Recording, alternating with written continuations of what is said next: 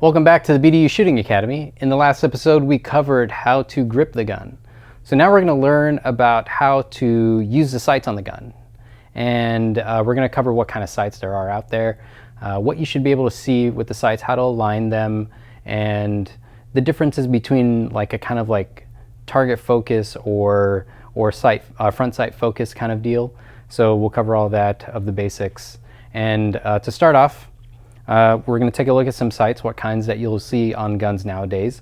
For the most part, you're going to see iron sights. So that's going to be a front narrow post and a rear post with a space in between. You're going to see a little slot there for you to line up the front sight in between that rear sight. And sometimes they have dots, sometimes they have like U's, or they're just completely blacked out. It depends on which gun you pick and what kind of sights you like to see. And then, in growing popularity, red dots are becoming a lot more commonplace in carry guns, duty guns, and just fun guns in general. But most people are trying to put a red dot on their guns nowadays, at least one of them. Red dots make it a lot easier to acquire sights and a lot easier to use target focus, and we'll explain a little bit later what that means. But it makes everything easier. It makes everything a little bit quicker. It does take a little bit of adjustment and a lot of, well, I would say a lot of practice of preparing the gun to fire by bringing it up and trying to get sight alignment. There is a bit of a finesse to it. So with that said, we're going to try to do something, a little experiment, to find out what your dominant eye is. Everybody has a dominant eye. It's either going to be your left or right eye. Sometimes if you're right-handed, you might have a left eye dominant, or what we call a cross-eye dominant deal, or vice versa with the left hand. We'll cover how to remedy that. I don't even call it an issue anymore, but for the most part, what we're going to do is we're going to pick a point anywhere on a wall, maybe a light switch at home. Is we're going to take our finger and we're just going to push it out towards what you're trying to look at, with both eyes completely open, your head squared to where you're trying to look at, and just hyper focus on that one point on the wall or the corner or whatever you're looking at. Stick the tip of your finger on top of that point and then close one eye. If you're still on target, that's your dominant eye. If you close your opposite eye and you're like 1,000 feet off, well, that's not your dominant eye. So there's another way of doing it that I feel sometimes students don't really understand, but you can do the whole keyhole kind of thing where you make a little box here and then you just look straight through and then you just bring your hands to you, and whatever eye it lands on is your dominant eye. It's not as good as the whole pointer finger thing that I've found out, but it'll give you an idea. So with that, with knowing what your dominant eye is, it's going to really be helpful to be able to see what you need to see. All right, so to explain the sights on how to align them when it comes to iron sights, like I said, you have a rear sight with the space in between and then a front blade. And so what we're going to try to do is we're going to try to nestle the front blade into the rear notch, and we're going to try to get as even of a height from the top of the rear sight and the top of the front sight, and even what they call even light in between the post and the sides of the rear sight. So basically, you're trying to make it as flat and straight and symmetrical as possible. And this is how it's going to look. With red dots, it's pretty simple. It's like a laser. You just pretty much put it on whatever you're shooting at, and you shoot it, you're going to hit it. Hopefully, if you have good trigger control. But like I said, it makes it a lot easier. There's really no huge learning curve, except for the simple fact that when you bring the gun up, you have to know where to stop your grip and your presentation to be able to see the sight almost 100% of the time.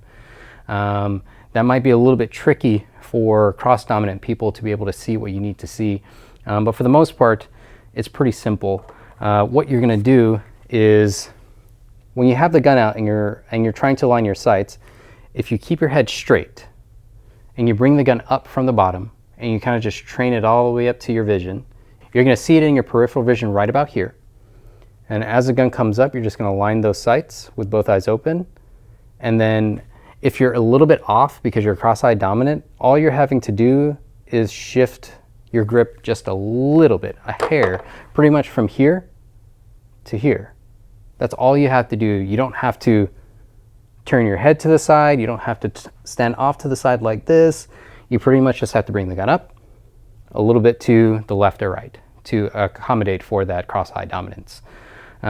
Pretty simple stuff, takes a little bit of practice. As far as what you need to see, there's a few things that you can do. You can do a front sight focus or a target focus. You're going to see a little bit of a different kind of picture, I guess you can say. Basically what you want to try to do is you want to use your dominant eye to see what you need to see for the sights, and your non-dominant eye to see everything else around it. So you're basically taking one picture and overlaying that other picture right on top of it. If you try to see the sights with both eyes, you go a little bit cross-eye and everything starts to kind of dance and haze around. So you got to give each of your eyes kind of a purpose. So what I should be seeing is, when I have the gun up, I can see the sights, and I can see enough to see that the front sight is in between the rear posts, and I can still see the target as clear. You might slightly double vision, or it might be a little bit hazy, but you'll be able to get enough information to see what you need to see. It's going to take you a while to understand that, and it's a lot easier when you take a class with a reputable instructor that can teach you how your eyes are supposed to see things.